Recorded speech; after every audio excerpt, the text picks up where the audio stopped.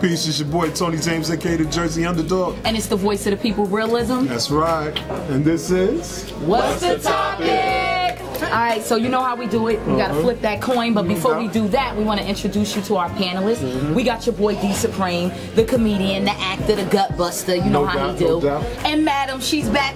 Yes, sure. The actress, the poet, the rapper, all that good stuff. Living B.I.G. B.I.G. You know we had to bring Jay back. Jalaine, the voice of reasoning from last episode, aka the real estate investor. No doubt. Now we got another sexpert. Every week we gotta give you a sexpert. And today we have the fabulous, the beautiful Dior. And she is our erotic poet. Doing it real big. Yes. We got our boy CW6 with double X's, y'all. He's the producer in the building with us and the youngest at the table. We got James, you know, the cameraman to the stars, the man, Nikki. Let's bring Nikki on, the beautiful Nikki with the blue. She's doing it good. She's for the average chick today. She says she just want to be Nikki. No doubt. So where we at? Where we at, Tom? Well, today we coming to you live, straight and direct from Kings #1. That's 327 Lines Avenue, North New Jersey. I don't know if y'all are paying attention to the table, but it got serious over here. So you need to get over here and get your grits, your fish, and all that on. So y'all know the routine. Let's do it. This is the referee right here. Stay the heads for the man, of course. And let's see, tails for the ladies. Do the honors today. Alright, so flip it up. Just flip it up. Alright. Alright, that'll work. It's tails for I'm interested in hearing what you have to say. Just to talk about eroticism, like I said, the difference, I'm often asked about what's the difference between porn and erotica. Erotica is, well, first of all, porn is very animalistic. It brings, you can like it or you don't. Right. But erotica, it's about what it makes you feel, about fantasy, what you could be doing, like in the journey. It brings the journey. Just as you talked about. It's more mental than physical. It is very mental. Is this a long journey we talking about? Or does it have to be? You know, it can. I particularly like long journey. It could be. Depending on where you want to get off. However, to tell you the truth, take me down south, baby. Take me down south. It is, and it's something that's missing today. Because often I'm asked by women a lot what has happened to the romance, what has happened to foreplay. Right. Foreplay can start at any time. It can start 3 days from now. It can start it can start from the phone. Yes, and you don't have to do anything. You don't have to do anything. It's about what you invoke inside that person. What do we think is lost right now? We're talking about eroticism and all of that. Why are we just? I think. What's up with that? I think passion is lost. I think what happens is, you know, it's a language of love, but it's also a language of passion. And communication between two people are lost because one person might want it this way, and like you said before in the previous episode, we don't talk enough. And sometimes if we break down what we enjoy the most, is what we find out the least time to get to. And what happens is when you get into a person that really wants you, not just because of what your physical standpoint looks like or what your money looks like, but somebody really wants you just because of who you are. You don't need to ask for something because it's already there. Everybody is confused about love, like we were talking about before. We're not talking about love, or passion. Even relationships or whatever, it takes work. Even as good as it feels and as good as it is, it's still not natural. Like a lot of men think that. They think that, okay, when I get a woman and I love her or she loves me, everything is going to be natural. She's going to know what I need, I'm going to know what she needs, and we just going to move like that. But that's the reality. Well, it's not. You gotta work it now. Everybody wants everything fast. Right. Passion and all that stuff, you gotta work for it. Everybody want a text message, you come over, we call it. I don't think it's the time to learn one another.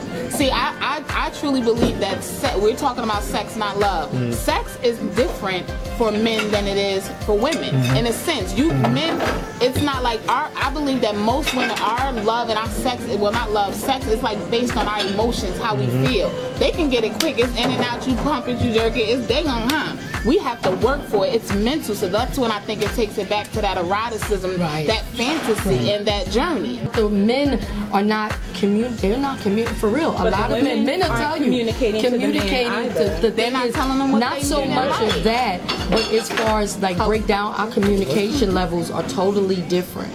And it is, I always say, what you did with Shaquita ain't good for me. Exactly. Don't even bring that to the table with me. You have to sit, and that's why we have to talk and find it out. I think there's a lot of confusion there going on. I think there's a lot of confusion going on. I think you're right now. About the conversation. But I think there's a lot of confusion going on because a lot of times men try to be men all the time. Exactly. So when they come to the bedroom, they feel like they have to be dominant all the time, and they can't let their guard down. That is not true. Well, we talk from men's perspective. Listen, sometimes, and I have friends, and we have conversations at the table, and some of them, when they go in, I got friends who don't even like women to look at them when they come. You know, they just, hey, turn around. I want you to see me. You be surprised some of the stuff that come out when you sitting and we talking with each other. And some of us look at them like they crazy, but it comes out. So if I'm not meeting you on your level, or on the level where we can meet and see eye to eye, we can't be erotic together because that stuff takes you have to be comfortable with the person you're with. We went all around the board and y'all started talking about love and everything. There has to be an attraction before you even get to love. There has to be an attraction before you even get to a relationship. Love has nothing to do with sex. Wait a minute, but we talking about love. Can I please just continue? What we talking about when y'all started, we was talking about passion. You have to have something within that person that makes you want to go back, regardless if it's 2 years, 10 years, or 20 years. That's going to, you know, soon you look at them, that's going to spark that flame. Regardless of what you go through, regardless if divorce is on or off. You have to have some type of passion within that. But I think that passion goes more into love. No, understand. There's a difference. There's a total difference. A woman, when you look at somebody like Boris Kodjoe or look at Morris Chestnut, they look at the physical aspect. But it's beyond the physical aspect. Sometimes a person can just speak to you and ignite something to you that you got to hear that person over and over again. Sometimes they can just touch your hand and they got something in them, that energy that just sparks up. That's the passion that we're talking about. And that's where women and men get a difference because y'all look at love. Love comes from here, but sometimes it don't come from here. And you gotta separate that. You gotta be able to deal with somebody through the good times and bad times. If you don't have that passion, and communication of course, but if it's passion, there's a communication before you even speak.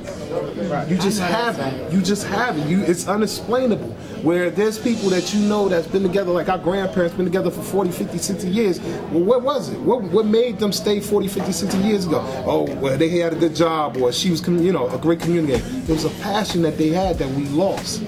We lost it. And so now it's all dealing with love or lust. But as CW6 was saying, it's a rush. It's a rush. Now look at it. Most people don't even talk or have a real conversation until they had sex. Yeah, and then they have sex and they don't kiss. Kiss is the most erotic form of physical contact that you could possibly have. That's the most endearing.